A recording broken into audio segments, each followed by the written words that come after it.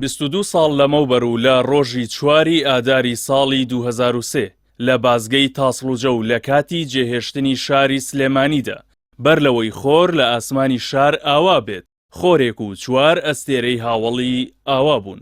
لەو ڕۆژەدا و لە میانی بۆسەیەکی قێزەونی هێزێکی سەر بە یەکێتی نیشتیمانی مامۆستا عەبدوڵڵا قەسرێ ئەندامی مەکتەبی سیاسی کۆمەڵی ئیسلامی و 4 هاوڵی هێرشیان کرایە سەر و دوای ڕوبەڕووبوونەوەیەکی نابەرانبەر تیرۆر کران. هەرچەندە سەرانی یەکێتی ئەو کات وتیان ڕووداوەکە هەڵە تێگەیشتن بووە، بەڵام شایەت حاڵەکان دەڵێن بەر لە هێرشەکە مامۆستا عەبدوڵڵای قەسرێ ئاگاداری کردوونەتەوە کە ئەندامی مەکتەبی سیاسی کۆمەڵە و کۆمەڵیش حزبێکی خاوەن مۆڵەت و بێکێشە بووە لە هەرێمی کوردستان. بەڵام پلانە ڕەشەکە و هەبوونی ڕۆژنامەنووسانی بیانی و بێباکی فەرماندەکان شتێکی دیکە دەڵێن و دەرخەری ئەوەن کە ئۆپەراسیۆنەکە لە ژوورە تاریکەکانی ستەمەوە پلانی بۆ داڕێژرا بوو.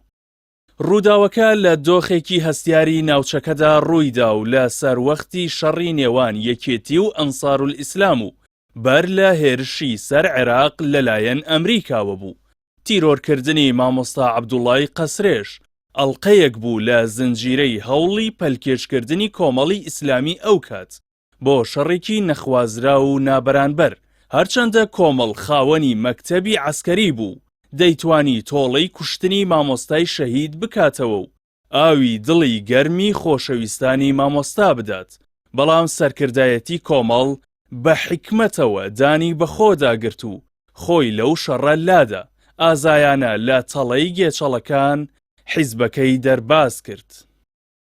ئێستا ئەو ڕێبازەی مامۆستای قەسرێ تیایدا سوارچاک بوو، بەردەوامە و ڕۆژ لە دوای ڕۆژ لە گەشەی زیاتردایە. هاوڕێ و قوتابیەکانی قەسرێ درێژە پێدەری کاروانەکەن و ئەو قورئانەی مامۆستای شەهید لە سینەیدا پاراست بووی. ئێستا هەزاران خوێندکاری هەیە و لە زۆرینەی شار و شارۆچکەکان بنکەی تایبەتی بۆ کراوەتەوە. خوێنی ئاڵ و گەشی شەهیدانی ڕابوونی ئیسلامی بووەتە بەرەکەت بۆ موسڵمانانی کورد و ڕۆحی کردووە بە بەر شەپۆلی ئاینداریدا لە هەرێمی کوردستان. مامۆستا عەبدوڵڵا قەسرێ سەرکردەیەکی کاریگەر و بە توانا و رەبەرز بوو، خاوەنی کەسایەتیەکی بەهێزی کۆمەڵایەتی و سیاسی و ئاینی بوو. هەمیشە لە هەوڵی ئاشتەوایی و چارەسەری کێشە کۆمەڵایەتیەکاندا بوو.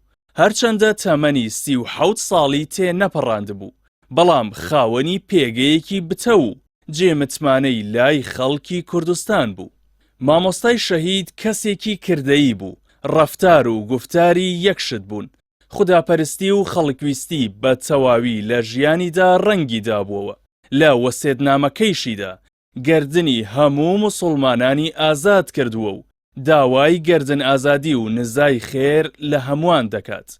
هەروەها داوای لە خێزان و منداڵەکانی کردووە لەسەر ئیسلامەتی بژین و بمرن. دەستی لە کوشتنی موسڵمانێکدا هەبێ فەجەزاؤه جەهەنەم، عقابەکەی کوێیە؟ جەهەنەم. جەهەنەم خالیدەن فیها، تێیدا دەمێنێتەوە دەو جەهەنەمەدا.